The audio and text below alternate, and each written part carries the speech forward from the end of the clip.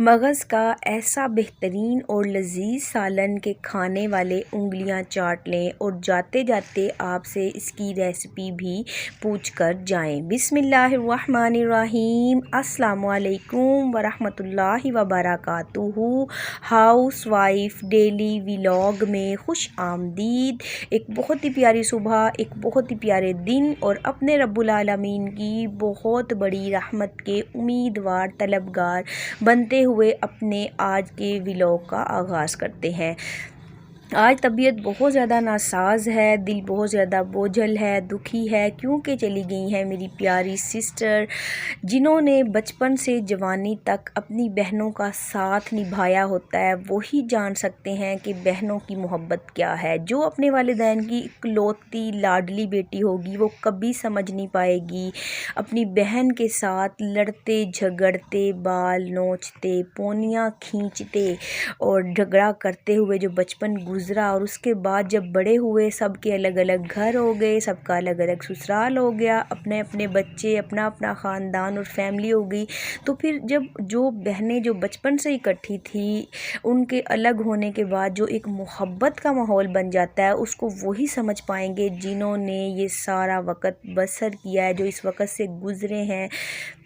वही जान पाएंगी कि एक बहन की मोहब्बत क्या होती है, बड़ी बहन की मोहब्बत छोटी बहन के लिए। पहले भी बहनें बहुत लाडली होती हैं, प्यारी होती हैं, लेकिन वो एक नासमझी का दौर होता है कि लड़ रहे होते हैं, झगड़ रहे होते हैं, लेकिन जैसे ही अपना अपना घर होता है तो लगता है हम तो अपने करीबी साथी को छोड़ के आए हैं। जब डेट फिक्स होती है, शादी की तैयारियां चल रही होती हैं, तो कहते हैं शुक्र है जाएगी इसका बिस्तर, कपड़े, इसकी सब चीज़ों पे हमारा कब्ज़ा हो जाएगा। लेकिन यकीन कीजिए जैसे ही रुखसती का वक़्त आता है ना, पाँव के नीचे से ज़मीन निकल जाती है कि कितना मुश्किल होता है अपनी प्यारी लाडली बहनों से दूर होना। आज मेरा भी ऐसा ही हिसाब हो रहा था कि बस कोई काम करने को दिल नहीं कर रहा था कि अपने 2-3 दिन पहले वीडियो देखी हुई कितनी मोहब्बत और कितने प्यार से मैंने पूरे घर को सजाया संवारा, कुकिंग की, सब कुछ बनाया, मेहमान आए, बहुत ही सब ने इंजॉय किया, मस्ती मजाक शरारतें और सारा कुछ चलता रहा। लेकिन आज जब मेहमान लौट गए हैं, वापस चले गए हैं, तो दिल बहुत ही उदास है, बहुत ही बोझल है, कुछ भी काम काज करने को दिल नहीं कर रहा है। तकरीबन ये शाम हो गई है मेहमानों के जाने के बाद, नाश्ता वगैरह करवा के तो मैं ना छत पे चली गई थी, धूप में ही मतलब लेटी रही हूँ। कुछ तबीयत ठीक नहीं थी, कुछ दिल उदास था, कुछ भी करने को दिल नहीं कर रहा था। बस फिर ज़ोहर की नमाज़ पढ़ी छत पे, तो फिर मैं उसके बाद नीचे आई हूँ और नीचे आके तो अब मैं कुछ काम शाम कर रही हूँ। देखें ये सामान जो है ना, बर्तन चीज़ें वगैरह सबको उनकी जगह पे पहुंचा देते हैं, क्योंकि मेहमान तो इतनी सारी अपने रब्बुल आलमीन की रहमतें और बरकतें जो साथ लेके आए थे, इतनी खुशियां बखेर के वो तो जा चुके हैं। अब दोबारा ज़िंदगी अपनी रूटीन पे आ जाएगी, तो एक एक चीज़ जो जहाँ जहाँ की थी ना उनको फ़ौरन पहुंचा देते हैं। और मैं आज बनाऊंगी मगज़ का सालन। मगज़ जो है ना ये फ्रिज में से निकाला है, थोड़ा सा ये ठंडा हुआ है, तो हमने ले लिया एक मगज़, 6 अदद अंडे, 4-5 हमने ले लिए हैं, 4 बड़े साइज़ के ले लिए हैं मैंने। प्याज और टमाटर, हरी मिर्च, धनिया, लहसुन, अदरक। मगज़ ठंडा था, इसके ऊपर एक झिल्ली टाइप होती है, तो उसको ऐसे एहतियात से आप उतारेंगे। ताज़ा मगज़ की भी उतारेंगे ना तो ये बहुत आराम से उतर जाती है। असल में ये हमने मेहमानों के लिए लाए थे, लेकिन मेहमान जो थे वो वापस चले गए, बनाने का टाइम ही नहीं मिला, 2 से 3 दिन तो थे। तो बस फिर मैंने ना इसको आहिस्ता आहिस्ता ऐसे एहतियात से पूरी झिल्ली को जब आप खींचेंगे ना ऐसे आराम से, ये रगें होती हैं, तारें टाइप होती हैं ना, इनको आप निकाल देंगे और ऐसे पानी में हाथ डिप करते रहें तो ये आसानी से उतर जाएगा। इस तरह करके पूरे मगज़ को ना साफ़ कर लेना, बिल्कुल भी मगज़ ज़ाया नहीं होगा, टूटेगा भी नहीं। और देखें बेहतरीन तरीके से ये साफ़ भी हो चुका है। बस आपने एहतियात से इसको पकड़ना है, ये बहुत सॉफ्ट और नरम होता है, बहुत जल्दी टूट जाता है। और पूरे को अच्छे तरीके से साफ़ करके और अब मैं इसके बना लूँगी छोटे छोटे से पीस, यानी कि हम इसे छुरी से कटिंग कर लेंगे, मोटे मोटे पीस बनाएंगे, इससे ना ये बहुत मज़े का बनता है। और अब इस तरफ जो प्याज है वो ना क्रश कर लें या कुंडी में कूट लें। आज मेरा दिल ना थोड़ा उदास सा था तो बस मैंने मोटा मोटा इनको काट लिया। टमाटर, हरी मिर्च, लहसुन हम इस्तेमाल करेंगे, अदरक आज ख़त्म हुआ था तो मैंने एक डाल लिया है पतीले में घी और साथ में डाल दी है प्याज। इधर एक ले लिया है डब्बी, ले ली है जिसमें हम चीज़ें ग्राइंड करते हैं। पहले हम टमाटर का पेस्ट बनाएंगे, अकेला हमें टमाटर का पेस्ट बनाना है। जब टमाटर का पेस्ट बन जाएगा तो इसी डब्बी के अंदर हम डाल देंगे हरी मिर्च, लहसुन और खुश्क धनिया। साबुत खुश्क धनिया आपने स्किप नहीं करना, इसी से इसका बहुत मज़े का खुशबूदार एक फ्लेवर आएगा। 1 चम्मच भर के डाल देंगे। इन तीनों चीज़ों को हम ग्राइंड कर लेंगे, इनका हम एक पेस्ट बना के तैयार कर लेंगे। इन दोनों पेस्ट को ना हमें अलग अलग यूज़ करना है, इकट्ठा नहीं डालना, आगे चल के बताती हूँ। इस तरफ मैंने जो घी डाल के पतीले में रखा हुआ था ना, मैं बहुत ज़्यादा घी नहीं अपनी हंडिया में इस्तेमाल करती हूँ। कुछ लोग इतना घी डालते हैं, ऊपर तैर रहा होता है, देखने में खाना खूबसूरत लगता है, अच्छा लगता है, सुरख सुरख घी ऊपर तरी आई हो। लेकिन अभी हम खा लेंगे, लेकिन जब अगली उम्र में हम जाएंगे ना, तो ये घी हमारे लिए नुकसान का बाइस बनेगा। तो चलें जी, इस तरफ प्याज को हमने हल्का सा ही गोल्डन ब्राउन करना है, बहुत तेज़ इनका कलर चेंज नहीं करेंगे। जैसे ही प्याज का कलर चेंज हुआ है, प्याज सॉफ्ट हो गया, हमने डाल दिया पेस्ट हरी मिर्च, लहसुन और खुश्क धनिए का।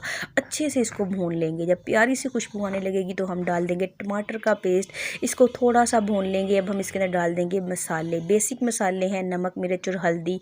शुरू में हम मिर्चें कम डालेंगे, एंड में जाके हम कुछ डालेंगे सीक्रेट सा मसाला, जिससे मज़ेदार इसका एक फ्लेवर आएगा, स्पाइसी सा।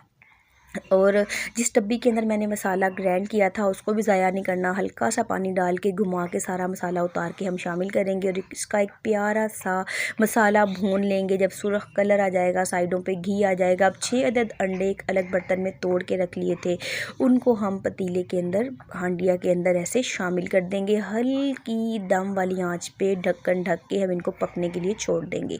ये इसलिए करना है कि हमें अंडों के मोटे मोटे चंक्स, मोटी मोटी बाइट्स बनानी है। हमें बिल्कुल इसको मैश करके हलवा टाइप नहीं बनाना। हम चाह रहे हैं कि जो अंडे हैं ना, वो मोटे मोटे से इसके पीसीज आएँ हर नवाले में। तो मगज़ का सालन बहुत मज़े का लगता है जब ये अंडा और मगज़ जो है ना, इसका फ्लेवर मिक्स हो जाता है। तो हल्की आंच पे हम इसको 4 से 5 मिनट ऐसे पकाएंगे ढक के। अब ये 4 से 5 मिनट गुजर चुके हैं। देखें, आधे अंडे पक चुके हैं, आधे थोड़े थोड़े से अभी भी हैं। तो अब इसके अंदर शामिल कर देंगे हम कटा हुआ मगज़ और इसको हल्के हाथों से मिक्स करना है। तेज़ तेज़ चम्मच नहीं चलाएंगे, नहीं तो अंडे भी जो हैं वो भी टूट जाएंगे और मगज़ की जो हमने ये बोटियाँ सी बनाई हुई हैं ना, ये भी घुल जाएंगी। हल्के हाथों से बड़े ही एहतियात से इसको मिक्स करेंगे और हल्की आंच पे हम इसको दम लगा के छोड़ देंगे। आँच बिल्कुल हल्की होनी चाहिए। चाहे तो आप तवा भी रख सकते हैं नीचे, अगर आपका बर्तन का जो पैंदा है वो बारीक है। तो ये देखें, 5 मिनट बाद ढक्कन हटाया है तो देखें कितना खूबसूरत मोटे मोटे चंक्स बन गए हैं मगज़ के और अंडे के। पहचान ही नहीं हो रही कि अंडे के चंक्स कौन से हैं और मगज़ के कौन से हैं। बहुत ही लजीज खुशबूदार जो हमारा मगज़ है वो पकने के मराहिल में आ गया है। बहुत ही अच्छा। देखें, साइडों पे घी निकल आया है। मैंने पहले ही बताया था कि मैं घी बहुत कम डालती हूँ। अगर आप बहुत ज़्यादा घी खाना चाहते हैं तो आप 2 चम्मच भर के डाल लें। मैंने 1 चम्मच डाला था तो साइडों पे बहुत सारा घी आ जाएगा, खूबसूरत सा एक कलर आ जाएगा।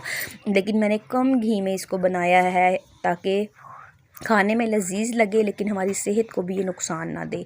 अब डाल देते हैं हम कटा हुआ हरा धनिया। अब सीक्रेट मसाला डालेंगे, 1 चम्मच भर के गरम मसाला, 1 चम्मच भर के काली मिर्च और साबुत 1 चम्मच भर के ज़ीरा। इसी से मगज़ का फ्लेवर और टेस्ट जो है ना वो दुबाला हो जाता है। और जो ज़ीरा है ना वो आपने साबुत ही लेना, पिसा हुआ नहीं लेना। अब अच्छी तरह से इसको मिक्स करेंगे, बहुत ही प्यारी सी खुशबू आएगी। लीजिए, हमारा बेहतरीन मगज़ मसाला, मगज़ का सालन बन के तैयार हो गया। ये बहुत मज़े का बना है और जो ये मोटे मोटे से चंक्स हैं ना इसके अंदर, ये बहुत मज़े के लगते हैं। आप मेरी बताई हुई रेसिपी से एक बार बनाएं तो आपको बहुत पसंद आएगी। आप पहचान नहीं पाएंगे कि कौन सा जो ये मोटा सा एक पीस है ना, ये अंडे का है या मगज़ का है। इस रेसिपी से ढेर सारा बन जाता है और बहुत लजीज बनता है। बस हंडिया बन गई, खाना बन गया। अब करते हैं घर के काम काज। भाई, चाहे दिल उदास हो या खुश हो, कुछ भी हो, घर के काम तो रुक नहीं सकते ना, घर के काम तो करने ही करने हैं। दरमियान में ना मैं मेडिसिन लेने के लिए भी गई थी क्योंकि मेरी तबीयत ठीक नहीं थी। तो साथ साथ घर के काम काज भी चल रहे हैं, हंडिया भी बन गई है और बर्तन वगैरह भी साथ साथ में धुल रहे हैं। क्योंकि खातून खाना की ज़िंदगी ऐसी ही होती है। आप दिल आपका उदास हो, खुश हो, बोझल हो, कुछ भी हो, काम तो आपको बहरहाल करने ही करने हैं, हर हाल में करने हैं।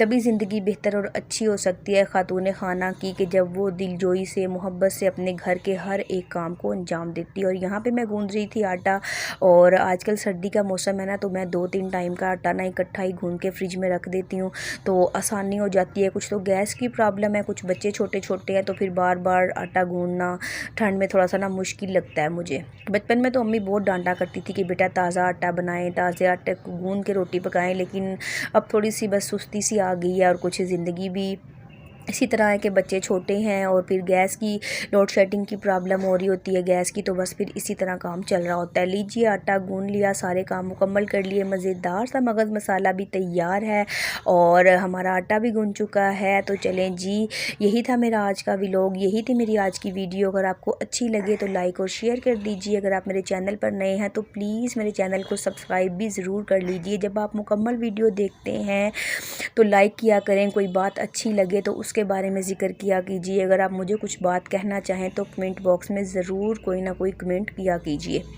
मुझे बहुत अच्छा लगेगा। यही था मेरा आज का व्लॉग, यही थी मेरी आज की वीडियो। इंशाल्लाह हम फिर मिलेंगे कल किसी एक नई वीडियो में, किसी एक नए अच्छी इन्फॉर्मेशन व्लॉग के साथ।